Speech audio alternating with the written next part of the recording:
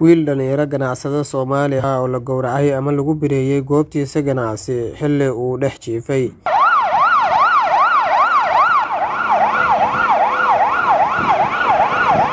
Aan wada duceyna Allah u naxariista marxuumka sida arxan-darrada loo dilay. Muuqaalkan like saar share garee walaal si saaxiibo badan u gaaro una duceeyaan. Mahadsanidin badan. Wiilkan ganacsadaha Soomaaliga ahaa kana shaqaysan jiray dalka Koonfur Afrika, gaar ahaan tuulada Philippe oo ka tirsan magaalada Cape Town ee dalkaasi Koonfur Afrika, ayaa waxaa koox manaxayaal burcad Koonfur Afrikaan ah ku weerareen goobtiisa ganacsi oo ay ku jabiyeen xilli uu dhex jiifay.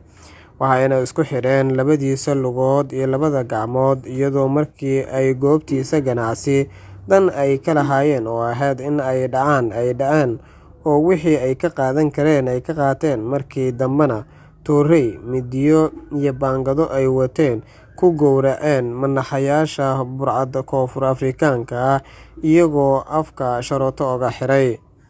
Cumar Salaad oo ah marxuumka la gowracay ayaa waxay dadka deegaanka uu deriska la ahaa ay ku warheleen in dukaankii ay ka adeegan jireen ee marxuum Cumar in uusan furnayn, uu xilli hore subaxii furi jiray.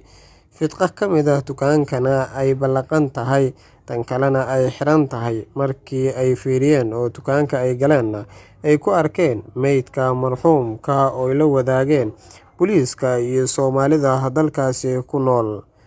Cumar Salaad oo ah marxuumka la gowracay ayaa ahaa 26 sano jir, dalka Koonfur Afrika u tagay ganacsi iyo in noloshiisa dhaqaale uu ku horumariyo uu halkaasi ka sameeyo, balse tii Alle ay u timid oo ay gowraceen manaxayaal burcad Koonfur Afrikaan ah si ay goobtiisa ganacsi u dhacaan.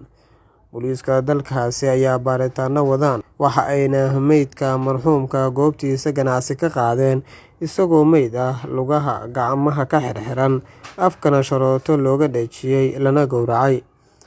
Inta badan Soomaalida ku nool dalka Koonfur Afrika ayaa waxaa aad u beegsada ganacsigooda iyo nafsadoodaba burcad manaxayaal burcad Koonfur Afrikaan ah oo caadaystay dilalka, dhaca iyo boobka ay u geysanayaan Soomaalida iyo ajaanibta qaar ee dalkaasi ku nool, kuwaasoo halkaasi ganacsi iyo sidii noloshooda u horumarin lahaayeen u tageen.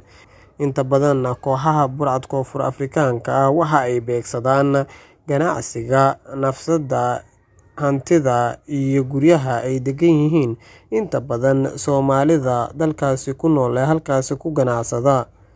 Aan wada duceyna Allah u naxariista marxuumka sida arxan-darrada loo dilay. Muuqaalkan like saar share garee walaal si saaxiibo badan u gaaro una duceeyaan. Mahadsanidin badan.